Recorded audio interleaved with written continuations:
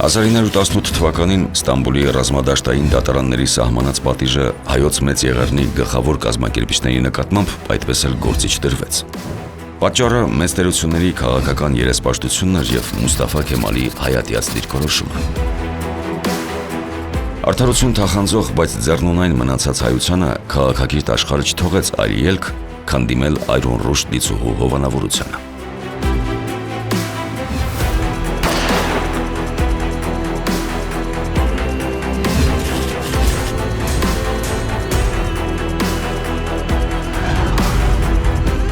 «1919 թվականի աշնանը Երևանում ընթացող դաշնակցության 9-րդ համաժողովին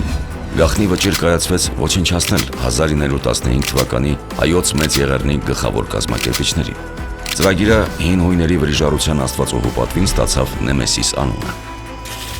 Նեմեսիս ծրագրով ոչնչացման ենթակա հանցագործների ցանկում հայտնվեց նաև Բեհբուդ խան Ջավանշիրի անունը։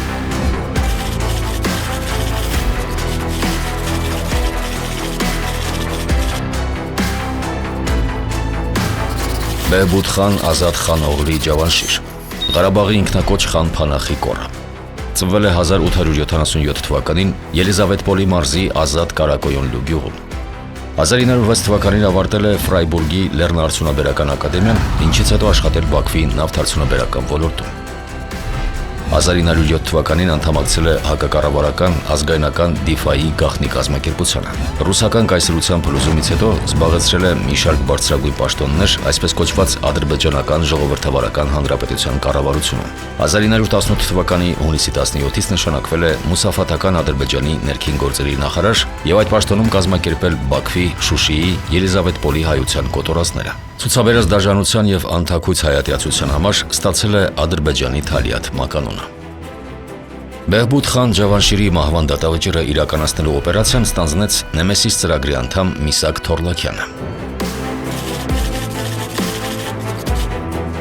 Միսակ Թորլաքյան ծնվել է 1889 թվականին Օսմանյան կայսրության Տրապիզոնի վիլայեթի հայաբնակ Քուշանա գյուղում։ 1904 թվականի Սասունի կոտորածներից տպավորված անդամագրվել է Տրապիզոնի հայ ապստամբական շարժմանը եւ կարճ ժամանակ անց դեռևս պատանի հասակում դարձել դրա առաջնորդներից մեկը։ 1915 թվականի կոտորածների արդյունքում կորցրել է իր ողջ ընտանիքն ու գերդաստանը, ինչից հետո կազմելով սեփական վրիժառուական խումբը կազմակերպել է մի քանի տասնյակ տրապիզոնցի թուրք պաշտոնյաների ու ազգայնական հրոսակների սպանությունները։ 1918 թվականին Դրոյի զորքի կազմում մասնակցել է Բաշապարանի ճակատամարտին ու ծանր վիրավորվել։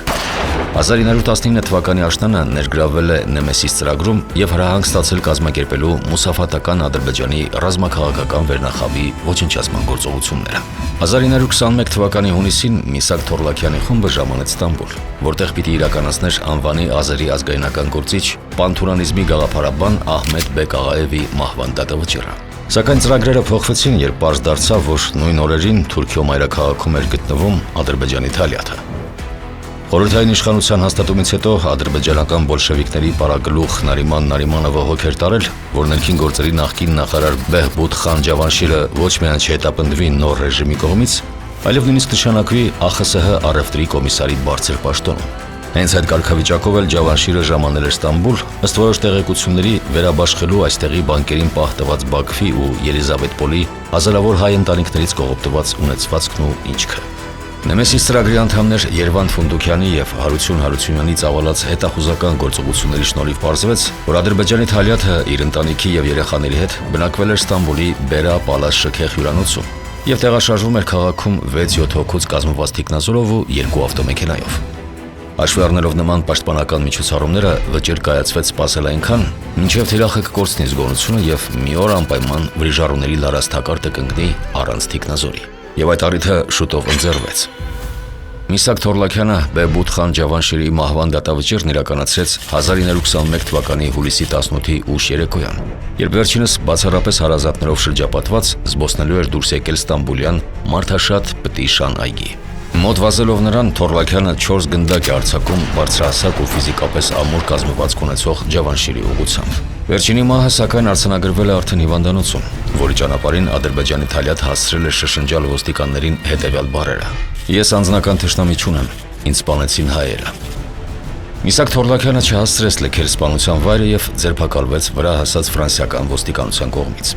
Նրա դատավարությունը, որ վարեցին Ստամբուլի բրիտանական ռազմադատական ատյանները, ընթացավ 2 ամիս։ Թորլաքյանի հայ փաստաբան Հմայակ Խոսրովյանը ընտրել էր Սողոմոն Թեհլերյանի դատավարության ընթացքում կիրառած պաշտպանական մարտավարությունը, որի արդյունքում բրիտանացիները կայացրեցին Բերլինյան դատավարության արդյունքին համանման վճիռ։ Թորլաքյանը մեղավոր է սպանության համար, բայց իր ընտանիքի, հարազատների ու հայրենակիցների կորուստի արդյունքում ձեռք բերած հոգեխանգարման պատճառով պատասխանատու չէ այս հանցանքի համար։ Իսահակ Թորլաքյանը ազատ արձակվեց Ստամբուլի բանտից եւ 1 ամիս անց մեկնեց Հունաստան։ Նեմեսիսի սրբազան ուխտով մահվան արժանացած դահիճների ցանկում ավելացավ Ադրբեջանի թալյաթի Բեհբուդ խան Ջավանշիրի անունը։